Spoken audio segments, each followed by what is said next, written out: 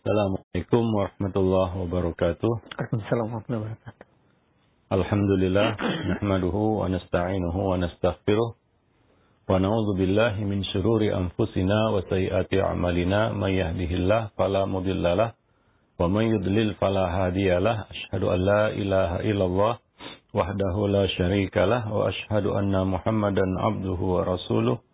Ya ayyuhalladzina amanu ittaqullaha haqqa tuqatih wa la tamutunna illa wa antum muslimun. Amma ba'du. Fa inna ahsanal kalami kalamullah wa khairal hadi hadi Rasulillah sallallahu alaihi wasallam wa syarrul umur muhdatsatuha wa kullu muhdatsatin bid'ah wa kullu bid'atin dhalalah wa kullu dhalalatin finnar. Para pemerhati roja, kaum muslimin dan muslimat rahimani wa rahimakumullah. Pertama, kita bersyukur pada Allah Subhanahu wa taala. Pagi ini kita dapat bertemu kembali dan melanjutkan pembahasan buku Mencetak Generasi Rabbani. Salawat dan salam sebelumnya tidak lupa kita limpahkan untuk Nabi kita Muhammad sallallahu alaihi wasallam, pada keluarga beliau, sahabat-sahabat beliau dan umat beliau sampai hari kemudian. Para pemerhati roja, kaum muslimin dan muslimat, kita sampai pada lampiran kedua, yaitu hadis-hadis Nabi yang mungkin perlu ya kita ajarkan, kita sampaikan kepada anak-anak kita, khususnya berkaitan dengan tarbiyah ataupun pendidikan. Di antaranya hadis yang sangat populer dan ini adalah salah satu dasar ya di dalam memberikan materi pendidikan kepada pelajaran kepada anak-anak, ya, yaitu hadis Ibnu Abbas radhiyallahu anhu, yaitu hadis ya ghulam inni muallimuka kalimatin fahfadhunna. Wahai bocah, aku akan mengajarkan kepadamu beberapa pelajaran dan ingatlah pelajaran itu. Ya, ingatlah fahfadhunna. Ingatlah pelajaran itu. Jadi ini adalah salah satu faidah kepada para pendidik ya, yaitu mengucapkan ataupun menyampaikan kata-kata yang memancing perhatian ataupun atensi dari anak didik kita, seperti panggilan ya gulam ya, atau sejenisnya ya bunayya ya. Nah, jadi seruan-seruan, panggilan-panggilan yang tujuannya adalah untuk akhdul intibah ya, supaya anak itu mendengarkan, memperhatikan apa yang kita katakan, pelajaran yang kita sampaikan, dan juga untuk menunjukkan keakraban ya kepada anak-anak kita ataupun kepada anak didik kita ya. Nah, demikian, dan itu perlu ya, karena hati manusia itu bukan di tangan kita, hati anak kita, anak didik kita bukan di tangan kita, tapi di tangan Allah Subhanahu wa taala. Mudah-mudahan ya dengan kata-kata yang memancing intibah perhatiannya dan menumbuhkan keakraban itu, hatinya lebih siap menerima dan lebih terbuka. Ya. Nah, jauhi hal-hal yang ya seolah-olah kita mendiktenya ataupun memaksanya ataupun merendahkannya, ya, yang kadang-kadang membuat dia lari. Ya, dia sudah pasang kuda-kuda untuk menolak apa yang kita sampaikan. Ya, untuk menolak apa yang kita sampaikan. Maka pancinglah dengan hal-hal semacam ini. Ya, Nabi melakukannya. Dan para nabi sebelum beliau juga melakukannya. Ya, seperti Nabi Nuh menyuruh kepada anaknya, ya bunayya arkam ma'ana. Ya, dan juga para nabi lain ya ketika menyampaikan pesan dan wasiat kepada anak-anak mereka. Seperti kita katakan Nabi Yakub kepada anak-anaknya, ya baniya, wahai anak-anakku. Demikian juga Luqman kepada anaknya, ya bunayya. Ya, jadi panggilan-panggilan yang membawa suasana yang hangat, ya, menambah keakraban, kedekatan kita kepada anak didik kita, ya, kepada anak-anak kita. Sehingga mereka merasakan, ya, kenyamanan, ya, merasa nyaman begitu, ya, mendengarkan kata-kata kita. Karena nasihat-nasihat agama itu adalah sesuatu yang berat. Ya, Allah mengatakan inna sanulqi 'alaika qaulan tsaqila. Sungguh kami akan turunkan kepadamu wahai Muhammad kata-kata yang berat. Seperti penuturan dari Syekh Al-Albani rahimahullah yang mengatakan al-haqqu tsaqil. Kebenaran itu berat. Maka jangan diperberat lagi dengan akhlak yang buruk, dengan cara yang salah, ya, dengan metode yang keliru, yang membuat kebenaran itu semakin bertambah berat. Nah, ini perlu diperhatikan oleh para pendidik, ya. Nah, demikian. Jadi, kadang-kadang perlu dengan menyisipkannya dengan doa-doa. Semoga Allah merahmatimu, semoga Allah menjagamu, dan kata-kata semacam itu. Yang menunjukkan, ya, bahwa kita betul-betul menghendaki kebaikan bagi dirinya. Karena kadang-kadang anak itu curiga dengan nasihat yang akan kita sampaikan. Ya, mungkin ini untuk kepentingan ayah atau ibu, kan begitu, ya, abi atau umi. Maka doa-doa yang diselingi di sela-sela perkataan atau kalimat itu membantunya untuk menumbuhkan kepercayaan kepada apa yang akan kita katakan. Seperti yang dilakukan oleh para ulama, ya, mereka menyisipkan doa-doa ini di sela-sela kalimat mereka. I'lam rahimakallah, ya, dan sejenisnya. Ya, doa, ya, yang dapat, ya, kita katakan melunakkan hati dan menumbuhkan kepercayaan terhadap apa yang akan kita sampaikan. Ya, sehingga menepis syak wasangka, kecurigaan, ya, terhadap atau dugaan-dugaan yang buruk, ya, terhadap kita, ya. Nah, demikian. Nah, kadang-kadang perlu, ya, disisipi dengan doa-doa, ya.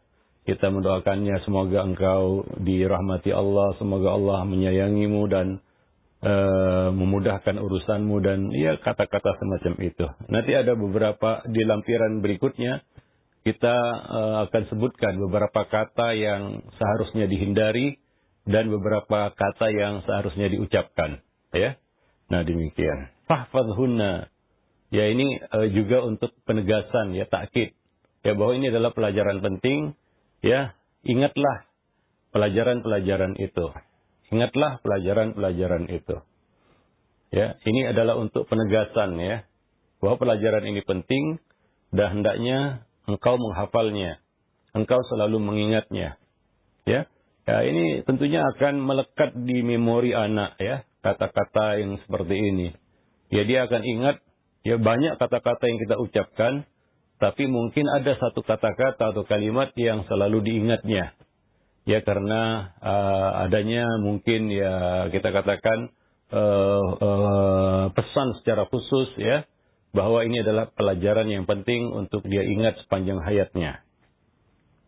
Nah, kemudian Nabi mulai menyampaikan pelajaran itu. Ihfadillah yahfazka. Ihfadillah tajid tujahak. Jagalah Allah, Allah akan menjagamu. Jagalah Allah, engkau akan dapati dia ada di hadapanmu. Yaitu dia akan membantu dan menolongmu. In tansurullah yansurkum wa yuthabbit aqdamakum. Ini merupakan wujud dari ayat yang disebutkan Allah di dalam kitabnya, ya. In tansurullah yansurkum. Jika kamu menolong Allah, Allah akan menolongmu, ya. Nah, demikian. Nah, di sini jika engkau menjaga Allah, Allah akan menjagamu. Ini kata-kata, ya umum, ya. Kita katakan banyak penafsiran yang bisa dicantumkan di situ. Jagalah agama Allah, jagalah aturan-aturan Allah, hukum-hukum Allah, ya. Jagalah syariat Allah, ya, semua bisa kita masukkan di situ, dan ini umum, ya, umum. Dan tentunya, ya, anak ketika mendengar ini tanpa kita tujukan kepada satu makna khusus dari kemungkinan-kemungkinan makna tadi, dia dapat merangkum semuanya. Jagalah Allah, ya jaga syariatnya, halal haramnya, dia jaga kewajiban-kewajibannya, dia jaga adab-adabnya, dan lain sebagainya. Ya, dan dia jaga hubungannya dengan Allah Subhanahu wa Ta'ala, dia jaga kedekatannya dengan Allah Subhanahu wa Ta'ala. Itu juga makna yang bisa dimasukkan di dalam kalimat ini. Ya, jadi ini adalah satu yang sangat luas, ya. Nah, dan merangkum di dalamnya banyak kata-kata ataupun makna yang bisa dimasukkan di situ. Ya, yang kita bisa masukkan di situ. Jagalah Allah, ya, jagalah Allah. Ya, tentunya jagalah Allah bukan seperti kita menjaga makhluk, ya. Karena Al-Khaliq Maha Kuasa atas segala sesuatu. Ya, kuasanya di atas kuasa makhluk. Ya, hakikatnya kita yang dijaga Allah Subhanahu wa Ta'ala, kan begitu, ya. Allah yang menjaga kita. Ya, Allah yang punya kekuatan. Ya, dialah yang memiliki izzah, quwwah, ya, qudrah, ya, dan segalanya. Ya, sebenarnya hakikatnya Allah lah yang menjaga kita. Ya, tapi penjagaan Allah itu tidak diberikan begitu saja. Ya, makhluk perlu melakukan apa yang Allah kehendaki, yaitu jagalah Allah, jagalah syariatnya, jagalah hubunganmu dengan Allah Subhanahu wa Ta'ala. Nah, maka Allah akan menjagamu. Kita ya tidak mungkin menjaga Allah dalam arti kata kita seperti menjaga makhluk. Tidak. Ya, tentunya bukan itu maksud dari kalimat tersebut. Nah, demikian. Jadi ya tentunya setiap makhluk merasakan kelemahan, dia perlu sesuatu yang Maha Kuasa melindungi dirinya. Ya, banyak kejadian-kejadian yang kita lihat menunjukkan lemahnya makhluk. Ya, lemahnya makhluk itu. Bahwa makhluk tidak bisa lepas sekejap mata pun dari perlindungan Khalik, penciptanya. Ya, bahwa kita sangat membutuhkan ya perlindungan, penjagaan Allah Subhanahu wa Ta'ala. Ya. Tidak bisa lepas darinya walaupun sekejap mata. Dan ini adalah poinnya, yaitu kita sangat menginginkan menghendaki pertolongan Allah. Nah, maka disebutkan syaratnya, ihfadillah, jagalah Allah Subhanahu wa Ta'ala. Nah, ini pesan yang pelajaran yang disampaikan Nabi kepada seorang bocah. Ya, mungkin dia menangkapnya sesuai dengan kita katakan tingkatan usianya, ya. Tapi seorang bocah bisa memahami kata-kata ini. Jagalah Allah, Allah akan menjagamu.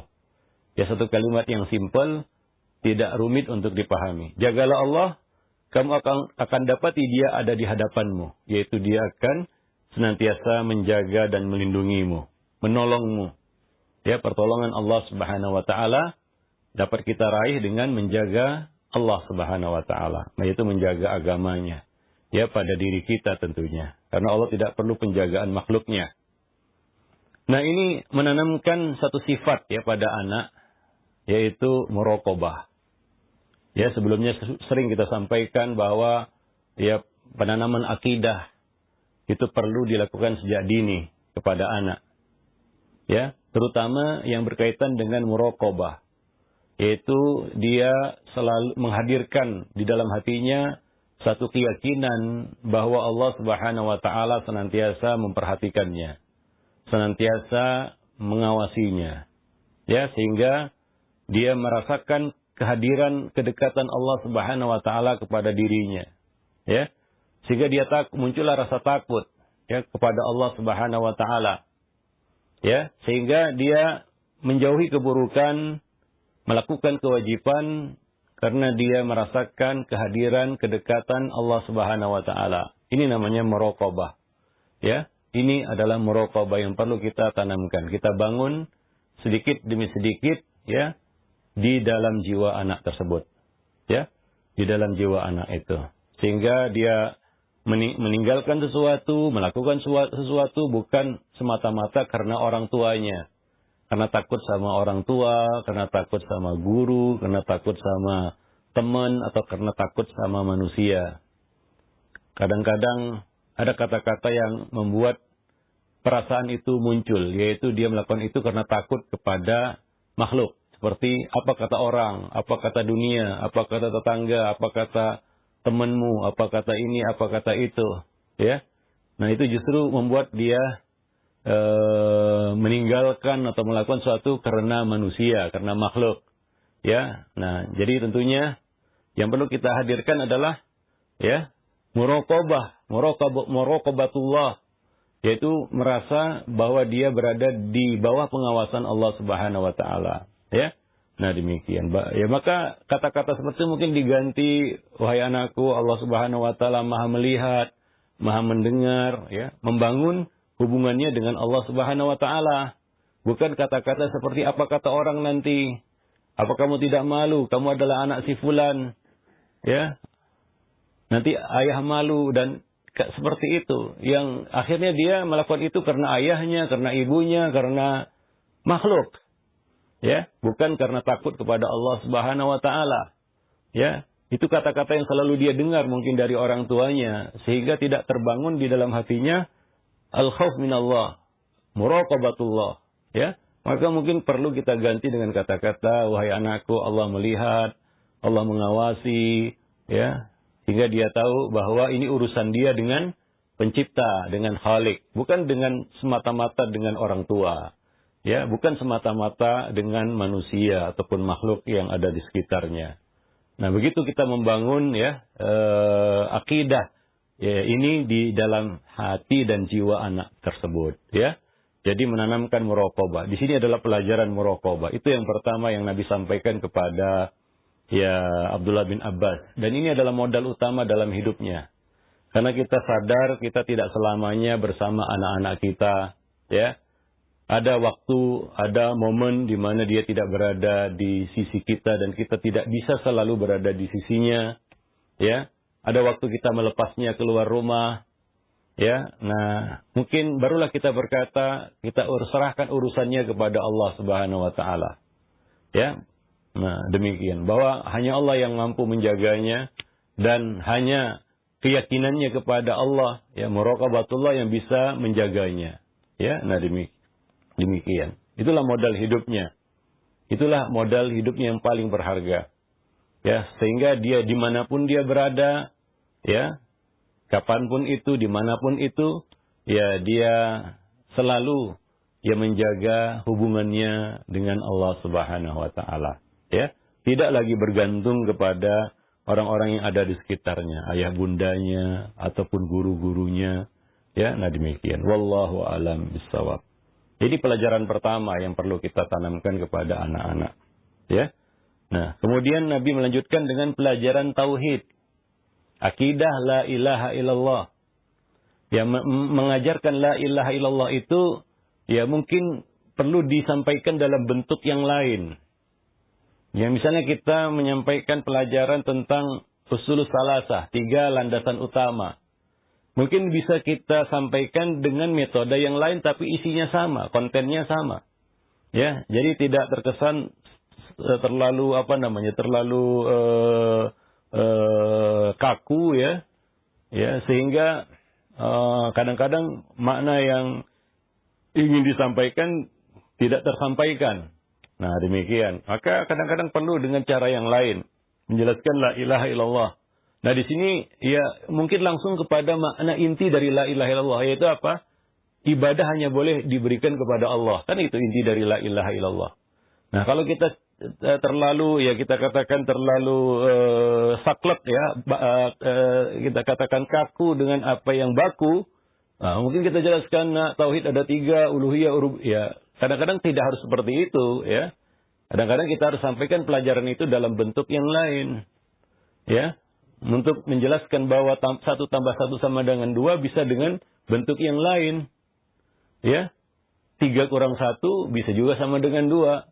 Nah, demikian. Jadi kadang-kadang perlu kita rubah, ya, cara-cara metode-metode penyampaian pelajaran sehingga tidak membosankan, ya.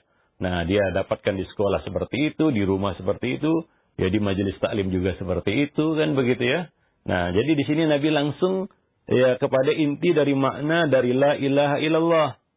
Wa idza sa'alta fas'alillah. Mungkin ini yang mudah dan lebih bisa dicerna oleh seorang bocah. Jika kamu minta, berdoalah kepada Allah.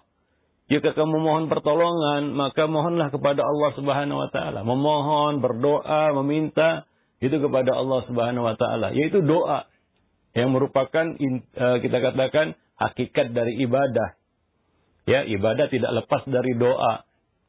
Minimal dia dimulai dengan doa dan juga kadang-kadang diakhiri dengan doa. Nah, maka dari itu, ya, di sini Nabi menyampaikan pelajaran tauhid, yaitu uluhiyah, dengan mungkin cara yang lebih sederhana dan to the point, ya. Ya, kepada inti dari makna la ilaha illallah, tauhid uluhiyah.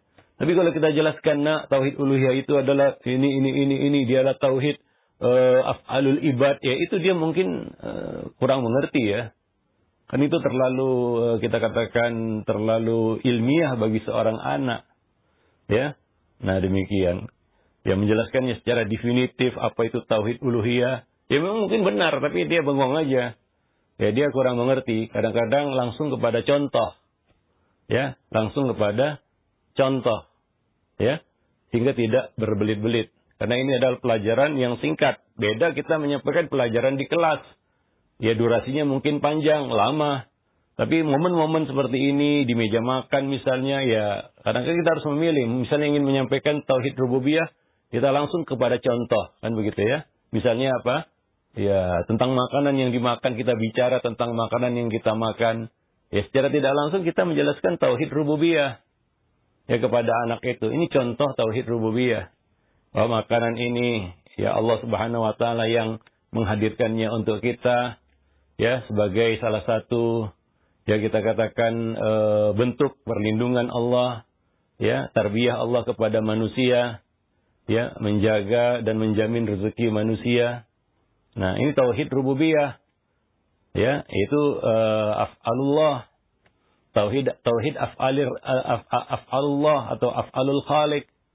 Nah, ini tauhid rububiyah. Jadi bisa dengan langsung kepada contoh sehingga anak itu mengerti, ya. Nah, demikian. Wallahu a'lam bishawab. Itu pelajaran kedua, yaitu tentang tauhid.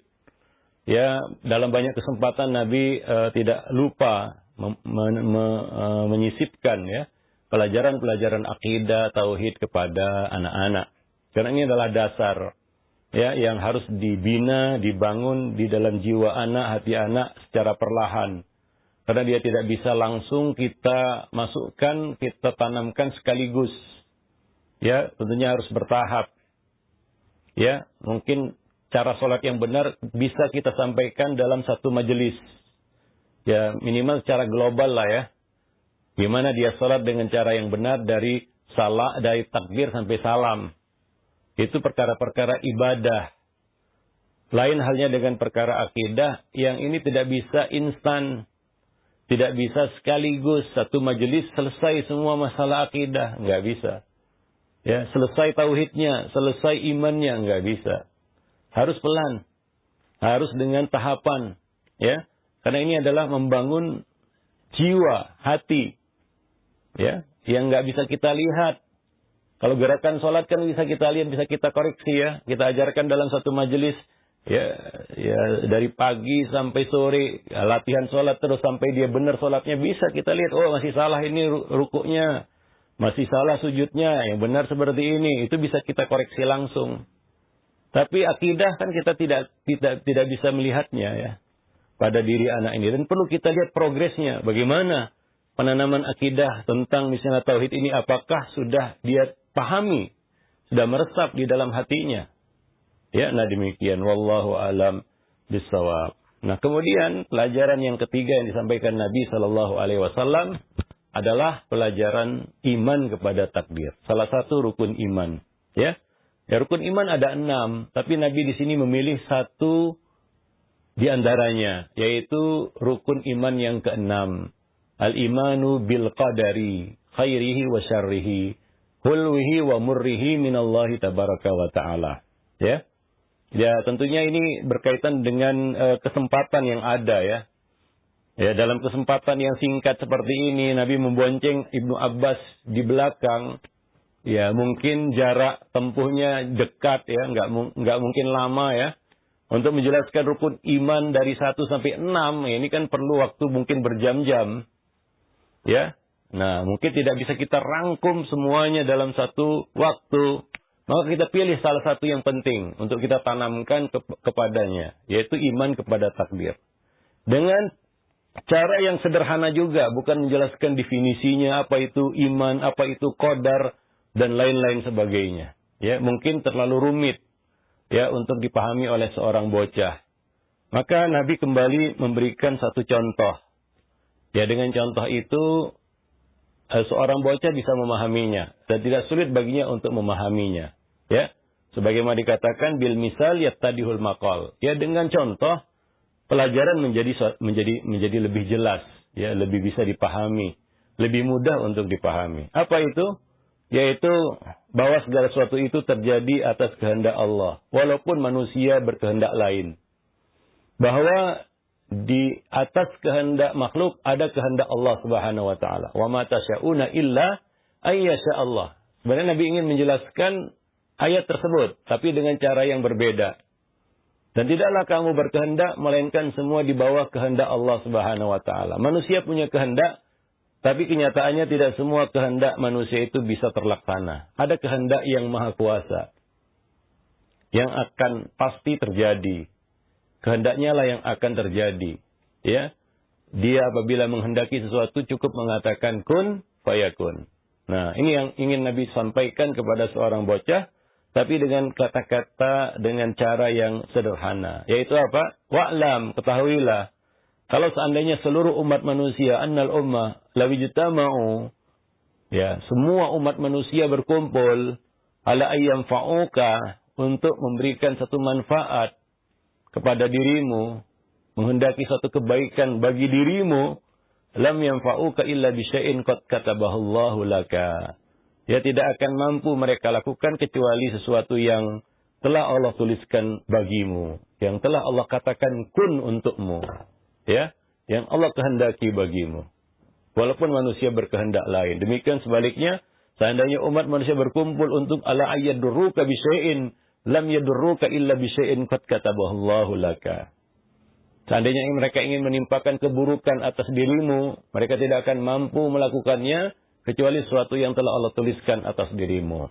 Ya, bahwa apapun yang dikehendaki manusia, kalau Allah tidak menghendaki maka tidak akan terjadi. Nah, ini pelajaran takdir yang ingin Nabi sampaikan kepada seorang bocah. Bahwa ya Allah Subhanahu wa taala kehendaknya di atas segala kehendak, ya. Iradahnya di atas segala iradah, masyiahnya di atas segala masyiah. Nah, demikian. Rufi'atil aqlam wa jaffatis suhuf. Pena takdir telah terangkat dan lembaran takdir telah mengering. Ya. Catatan buku Lauhul Mahfuz telah Allah Subhanahu wa taala sempurnakan, tidak akan berubah. Ya, dari apa yang telah tertulis di Lauhul Mahfuz. Hanya saja kita tidak mengetahuinya. Ya, kita tidak mengetahui apa yang Allah kehendaki. Karena itu adalah sesuatu yang tidak akan dicapai oleh akal manusia bagaimanapun pintarnya. Bagaimanapun ilmu yang mereka miliki. Ya, mereka tidak akan tahu apa yang menjadi ketetapan dan keputusan Allah Subhanahu wa taala. Ya.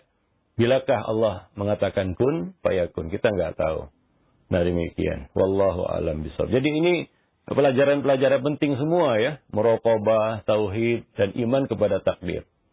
Ya, sehingga kalau anak itu dari kecil ya sudah dibangun, ya, imannya kepada takdir. Kadang-kadang anak-anak itu, ya, kalau terjadi sesuatu yang tidak dia kehendaki, dia ingin sesuatu ternyata tidak terlaksana, dia kadang-kadang marah, ya. Itu wajar, ya, anak-anak kadang-kadang seperti itu. Ya, ini sudah dijanjikan jalan-jalan dan kita tidak memungkiri janji itu, ternyata apa? Ada halangan. Nggak jadi jalan-jalannya. Mungkin dia akan marah. Mungkin dia akan jengkel. Ya, dia akan marah sama kita dan kita dianggap memungkiri janji. Padahal sebenarnya tidak. Nah, kita sudah jelaskan tapi dia tidak mau memahami. Kadang-kadang ada seperti itu, ya. Nah, kalau seandainya pelajaran takdir ini sudah ditanamkan sejak kecil, dia mengerti. Inilah yang dikehendaki Allah. Mungkin ada yang lebih baik, ya. Nggak jadi jalan-jalan, mungkin ada acara lain yang lebih menyenangkan. Jadi dia bisa menerima, ya, kenyataan yang terjadi. Dan anak perlu dididik dengan keyakinan ataupun dengan iman seperti itu. Sehingga dia senantiasa berbaik sangka kepada penciptanya. Dia selalu merasakan keadilan Allah Subhanahu wa taala atas dirinya. Ya, bahwa Allah Subhanahu wa taala tidak menzalimi hamba-hambanya. Nah, ini yang perlu kita tanamkan ke dalam hatinya, dan itu tidak mudah. Harus dengan kita katakan tahapan-tahapan, dengan cara yang bijaksana tentunya ya. Nah, tidak bisa sekaligus dia memiliki keyakinan yang kokoh tentang itu. Apalagi dia masih bocah. Ya, nah demikian. Wallahu a'lam bishawab. Sehingga itu memudahkan kita untuk memberikan nasihat misalnya ya. Ya, misalnya dia mengalami kegagalan ya di dalam urusannya, dalam pelajarannya, sekolahnya misalnya. Nah, ya kita bisa memotivasinya ya supaya dia lebih semangat ya, dan tidak kita katakan menyalahkan takdir yang terjadi ya. Nah, demikian. Wallahu a'lam bishawab. Baik, itu satu hadis yang sangat penting ya, yang perlu didalami oleh para orang tua ya, metode yang diajarkan Nabi itu yang pertama. Kemudian konten materi pendidikan pelajaran yang perlu disampaikan kepada anak. Ya, ini perlu kita ambil ya contoh dan teladan dari Nabi kita Muhammad sallallahu alaihi wasallam. Ya, maka dari itu kita katakan bahwa hadis ini merupakan kita katakan asas ya, dasar dari ilmu tarbiyah al-aulad. Ilmu pendidikan anak terangkum di dalam hadis ini ya. Wallahu alam bisawab. Nah, demikian para pemirsa, para pemerhati roja kaum muslimin dan muslimat yang dimuliakan Allah. Ya, mudah-mudahan ini bermanfaat bagi kita semua. Aqulu qauli hadza astaghfirullah li wa lakum lisairil muslimin innahu huwal ghafurur rahim. Nah, alhamdulillah, syukran jazakallahu khair atas materi yang telah disampaikan oleh Al-Ustaz di kesempatan pagi hari ini dari pembahasan mengenai hadis yang perlu diajarkan kepada anggota keluarga kita, yang mudah-mudahan ini bermanfaat untuk kita semua. Dan untuk selanjutnya kita buka sesi interaktif, sesi soal jawab bagi Anda para pemerhati roja sekalian yang ingin bertanya perihal pembahasan kita seputar parenting. Silakan Anda bisa mengirimkan pertanyaan di nomor layanan pesan WhatsApp. Alhamdulillah sudah beberapa pertanyaan yang masuk di kesempatan pagi hari ini. Yang pertama kami ajukan terlebih dahulu. Ada pertanyaan dari Ummu Siti yang berada di Jakarta. Assalamualaikum warahmatullahi wabarakatuh. Ya Ustaz, kami sering menasihati anak-anak kami dengan hadis, jagalah Allah maka Allah akan menjagamu. Dan jangan lupa juga dengan berdoa sesuai dengan hadis Nabi mengenai ketetapan hati, yaitu ya muqallibal qulub, dan selanjutnya hingga selesai. Ketika dinasihati mereka terlihat serius untuk mengamalkan. Namun ketika melihat sisi lain dari mereka, ketika mereka bermain HP ataupun yang lainnya, seolah nasihat yang kami sampaikan itu terasa kurang mengena. Apakah ada yang salah ketika saya atau kami sebagai orang tua memberikan nasihat untuk supaya anak kami lebih taat kepada Allah Subhanahu wa taala? Mohon tipsnya Ustaz dalam menyampaikan nasihat. Ya, pertama orang tua jangan merasa sia-sia dari kebaikan yang telah dia lakukan ya. Ini akan mematahkan semangat kita. Nasihat itu bermanfaat. Fadzakir fa inna dzikra tanfa'ul mu'minin. Berilah peringatan, nasihat, karena nasihat itu bermanfaat bagi orang-orang yang beriman. Tidak sekarang, ya nanti, ya. Nah, jangan ya kita berasumsi, berprasangka kata-kata kita itu sia-sia. Kata-kata yang baik itu adalah satu kita katakan sedekah. Ya, itu adalah satu kebaikan yang akan mendapatkan tempatnya di hati orang mukmin selama dia adalah seorang mukmin ya. Ya, dia seperti obat yang mungkin lambat saja reaksinya, tapi akan bereaksi satu ketika, kan begitu ya. Nah, demikian. Maka ini perlu kita sampaikan terus. Tapi mungkin caranya ya mungkin dengan redaksi yang berbeda, dengan cara yang berbeda, dan terus kita sampaikan ya. Nah, demikian. Nasihat itu perlu diulang-ulang ya. Ya, perlu kita sampaikan berkali-kali. Nah, ambil saja contoh dari Nabi Nuh alaihi salam ya. mendakwahi umatnya, mendakwahi keluarganya tentunya ya. Lailan wa nahara, inni da'utu qaumi lailan wa nahara. Aku mendakwahi kaumku, keluargaku ya, termasuk di dalamnya ya. Lailan wa nahara, siang dan malam, siang dan malam. Bayangkan ya, mendakwahi kaum siang dan malam. Ya mungkin kita tidak seperti itu ya. Berapa lama? Bukan 1-2 bulan, 1-3 tahun. 950 tahun. Alfasanatin wa illa khamsina ama. Ya 950 tahun. Ya kita kita potong setengah lah ya. Beliau mendakwahi keluarga, anak lah di sini ya. 500 tahun lah kita katakan. Itu bukan waktu yang singkat ya. 500 tahun mendakwahi, menasihati anak yang toh pada akhirnya anak itu nggak beriman juga, ya.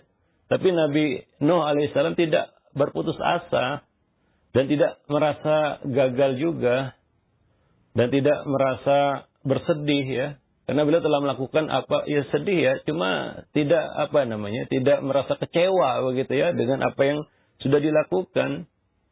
Ya, di momen-momen terakhir beliau tetap mengajak anaknya itu, ya bunayyar kama ana.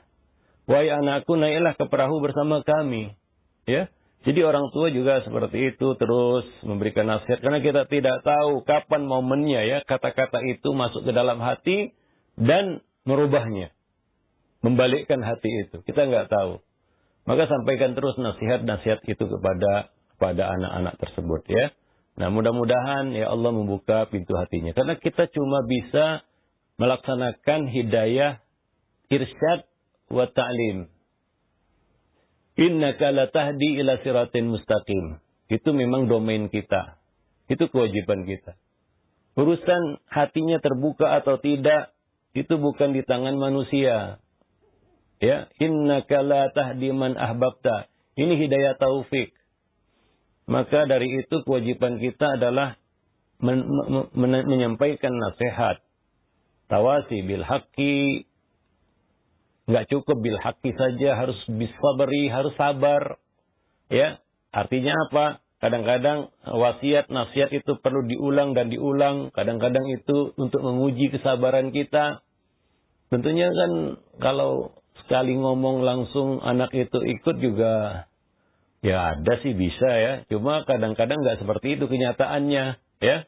Kita perlu ulang-ulang 1, 2, 3, 4, 5 sampai berkali-kali ya baru dia bisa menerimanya ya. Nah demikian. Wallahu a'lam bishawab. Artinya orang tua nggak boleh putus asa dan merasa sia-sia percuma apa yang sudah dia sampaikan kepada anak-anaknya ya. Nggak sia-sia insyaallah. Karena itu semua Allah nilai. Karena mendidik itu adalah ibadah. Ya, mendidik itu adalah ibadah. Insya Allah, setiap usaha yang kita lakukan, jerih payah yang kita keluarkan itu bermanfaat. Ya, di sisi Allah Subhanahu wa Ta'ala. Nah, demikian. Karena kita tidak dituntut hasilnya. Karena hasilnya itu ada di tangan Allah Subhanahu wa Ta'ala. Tapi kita akan ditanya tentang apa kewajiban yang sudah kita lakukan. Ya, wallahu a'lam bishawab. Ya baik, Jazakallahu atas jawabannya. Demikian ya untuk Ummu Siti yang berada di Jakarta. Dan selanjutnya ada pertanyaan dari Ummu Tri, tidak sebutkan tempatnya. Ya Ustaz, saya memiliki anak yang berkebutuhan khusus, yaitu perempuan berusia 5,5 tahun. Dan belum bisa berjalan dan belum bisa berbicara.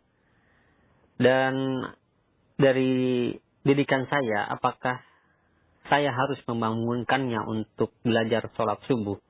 Dan bagaimana saya menanamkan tauhid kepadanya agar anak saya yang berkebutuhan khusus tersebut gugur kewajiban ibadahnya kepada Allah?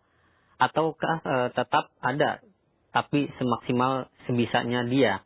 Dan apa kewajiban dan hak anak atas orang tua agar tidak ada lagi hutang pengasuhan di akhirat kelak? Ya, kalau lihat dari pertanyaan 5,5 tahun, ya 5 tahun itu belum mukallaf ya. Belum mukallaf. Ya, kita masih diperintahkan untuk menyuruhnya. Ya, dan tidak menghukumnya, memaksanya, dan ya memberikan konsekuensi apapun terhadapnya, karena belum wajib atasnya. Tapi kita harus melatihnya. Muru auladakum bisolati fi sab'in, ya. Nah, demikian. Nah, di sini ada masalah yang disebutkan tadi, yaitu anak ini berkebutuhan khusus. Artinya ada kelainan.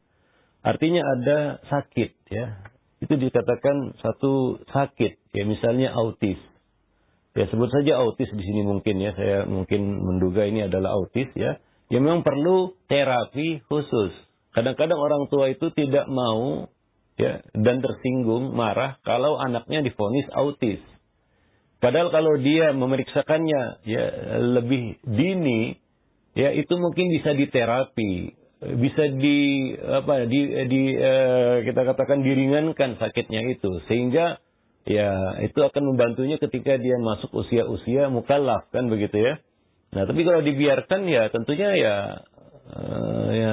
akan terus begitu, kan begitu, ya, tidak dilakukan terapi pengobatan, ya, ataupun kita katakan penanganan secara khusus. Nah, dalam hal ini kita perlu berkonsultasi dengan ahlinya mungkin, ya, dengan pakarnya, yaitu ya kita katakan psikolog ataupun dokter yang memang khusus menangani masalah-masalah seperti itu. Sehingga kita tahu, ya, kita cari solusi-solusi yang mungkin ada hari ini terhadap anak-anak berkebutuhan khusus ini, ya. Tidak seolah-olah kita ingin lari dari kenyataan. Kita menganggapnya normal padahal tidak. Kita menganggapnya sehat padahal tidak. Yang rugi adalah anak itu. Kita mengorbankan anak itu demi gengsi kita, demi ego kita. Ya, para orang tua kadang-kadang seperti itu. Dia tidak mau marah, ya, ketika anaknya divonis seperti itu. Dan akhirnya terlambat. Penanganannya terlambat. Dan ini merugikan anak itu sendiri sebenarnya. Nah, di sini orang tua ya harus berorientasi kepada maslahat anak, ya, bukan kepada ego dirinya, kan begitu, ya. Nah, demikian. Ya, itu kita katakan usia 5 atau sebenarnya sebelumnya, ya, bagusnya, ya, sudah dilakukan terapi jika didapati ataupun jika dicurigai ada kelainan-kelainan di situ. Biasanya umur 2 tahun sudah bisa dilihat, ya, keterlambatan yang ada padanya, lambat bicara, ya, punya refleks yang yang berbeda, kan begitu, ya. Ada anak yang nggak bisa nangis, yang nggak bisa merasakan sakit dan lain sebagainya. Ada anak yang hiperaktif dan itu perlu ditangani dari sejak dini, ya. Mulai dari, ya, kita dapati kelainan itu pada anak supaya tidak terlambat, ya. Nah, demikian. Wallahu a'lam bishawab. Adapun kewajiban, dia belum dibebani kewajiban, maka laksanakanlah terapi-terapi yang bisa meringankan penyakit itu. Ya, jangan berpikir dulu gimana nanti dia melakukan kewajiban sementara dia belum siap untuk mengemban kewajiban dengan kelainan-kelainan yang ada padanya. Kita paksakan, ya, nanti ya kita yang kerepotan sendiri, begitu, ya. Ya, ketika anak autis itu sudah beranjak dewasa dan tidak diterapi sama sekali, ya terlambat, dokter pun sudah angkat tangan itu. Artinya apa? Ini udah terlambat untuk ditangani, kan begitu, ya. Nah, jadi rugilah orang tua itu dan anaknya. Nah, maka dari itu, ya, usia-usia seperti itu, ya, kita harus melihat perkembangan fisik, ya, dan mental anak. Kesehatan anak. Ini sudah kita bahas sebelumnya di buku ini, ya. Bahwa perlu orang tua itu memperhatikan tentang perkembangan jasmani anak itu. Ada kelainan atau tidak. Anak nggak mengerti berobat sendiri. Oh, dia sakit, dia mau berobat ini, ya. Saya sakit ini mau berobat. Itu nanti kalau dia dewasa, ya. Anak-anak dia nggak tahu. Ya, dia punya sakit, dia kadang-kadang cuma mengeluh, mengadu, ya. Mengadu kepada orang tuanya. Nah, di sini orang tua yang harus, ya, kita katakan punya, kita katakan perhatian, ya, terhadap perkembangan jasmani anak-anak mereka, sehingga tidak terlambat untuk ditangani dan untuk disembuhkan. Wallahu a'lam bishawab. Ya. Insyaallah, syukran jazakallahu khairan atas jawaban dan nasihat, ya. Mudah-mudahan ini bermanfaat untuk penanya dan untuk kita semua. Dan selanjutnya kami ajukan pertanyaan kembali dari hamba Allah yang berada di Bogor. Ya Ustaz, bagaimana cara menanggapi ketika anak-anak kita nasihati, tapi mereka suka meresponnya dengan membalikkan perilaku kita yang tidak sesuai dengan apa yang kita nasihatkan tersebut. Ya, memang agak ribet. Ya, ini sering kita sampaikan ya para orang tua, ayah bunda, bahwa yang namanya pendidikan itu adalah teladan ya. Dan kadang-kadang kita sadar itu kelemahan kita. Ya, kita kurang bisa memberikan teladan yang baik kepadanya. Maka dari itu ketika anak melakukan sesuatu yang kita pandang salah, ya jangan terburu-buru menyalahkannya. Ya mungkin kita perlu introspeksi diri, kita koreksi diri, mungkin sayalah yang menyontohkan itu kepadanya. Ya. Ya, ada kata-kata yang kadang-kadang suka terlontar dari orang tua. Ayah sudah keluar biaya banyak. Ya. Ayah sudah keluar duit banyak, tapi kamu begini begitu. Ya. Kita menyontohkan kepadanya suatu hal yang buruk, yaitu apa? Membangkit-bangkit, mengungkit-ungkit pemberian. Ya. Mungkin tujuan orang tua bagus, ya. Niat ya, kadang-kadang niat kan nggak berbanding lurus dengan cara ya. Niatnya benar tapi caranya salah kan gitu ya. Nah, maksudnya dia ingin menyadarkan anaknya itu supaya nggak menyia-nyiakan sekolah kan gitu ya, karena biayanya mahal. Tapi dari satu sisi, cara yang salah itu justru memberikan satu contoh yang buruk. Ya, yaitu apa? Mengajari anak untuk membangkit-bangkit, mengungkit-ungkit pemberian. Ya. Nah, itu kadang-kadang sering kita lakukan, tapi kita tidak sadar keburukannya, begitu ya. Ya. Nah, satu saat kelak dia akan melakukan itu, mungkin kepada orang lain atau juga kepada diri kita. Ketika kita sudah lanjut usia, dia yang mengeluarkan biaya, dia yang mengasuh kita, lalu muncullah kata-kata itu darinya nanti, ya. Dan kita tidak mengharapkan itu. Ya betapa sakit hati orang tua kalau anaknya berkata seperti itu, ya. Di masa dia sudah terkulai lemah begitu ya. Dan hidupnya bergantung kepada anak tersebut. Ya mungkin ini adalah hasil tarbiyah dia waktu kecil dulu. Orang tua yang menyontohkan itu kepada anaknya. Ya. Orang tua yang mengajari akhlak itu kepada anak. Jadi anak itu belajar. Karena pada hakikatnya manusia itu belajar. Ya, belajar. Mulai dari dia bisa belajar sampai dia mati. Ya, apalagi anak-anak. Jadi anak-anak itu belajar ya dari apa yang dia lihat, apa yang dia saksikan. Maka mungkin kadang-kadang terjadi seperti itu ya. Ya kita sebutkan tadi anak membalikkan argumentasi kita. Ya mungkin kalau benar ya.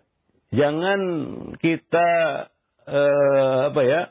malu atau sungkan atau gengsi untuk minta maaf dan mengakui kesalahan. Ya, itu adalah salah. Yang ayah lakukan itu salah kan, itu yang benar seperti itu kan gitu ya. Nah, kadang-kadang perlu kita punya dada yang terbuka, hati yang terbuka untuk ya meluruskan kesalahan bersama. Di sini kita katakan kesalahan bersama ya. Di sini ya kalaulah misalnya ya kita nyuruh dia supaya jangan bohong, lalu dia katakan oh ayat itu bohong, nah gitu ya. Nah mungkin ya perlu kita mengakui juga kalau itu memang terjadi, ya akui bahwasanya itu salah kan begitu ya. Nah sehingga anak mengerti ya, bukan ada kekhususan. Kalau sudah besar nggak apa-apa bohong, kalau anak kecil nggak boleh bohong kan gitu ya. Nah kalau anak orang besar itu boleh mengingkari janji, tapi kalau anak kecil nggak boleh mengingkari janji. Nah ini kan ya sama aja, dia tunggu momen aja. Ketika dia merasa sudah kuat dan kuasa, dia akan melakukannya, ya. Tidak kepada kita, kepada orang lain, begitu. Para jemaah yang dimuliakan Allah, ya, para pemerhati roja, kaum muslimin dan muslimat, semoga Allah merahmati kita semua. Nah demikian, ya. Mungkin sampai sini dulu ya pertemuan kita pada kesempatan pagi ini, mudah-mudahan bermanfaat. Ya memang masalah pendidikan anak ini masalah yang nggak ada habis-habisnya ya. Iya. Itu termasuk salah satu masalah rumah tangga yang kita hadapi sehari-hari ya. Demikian. Wallahu a'lam bishawab.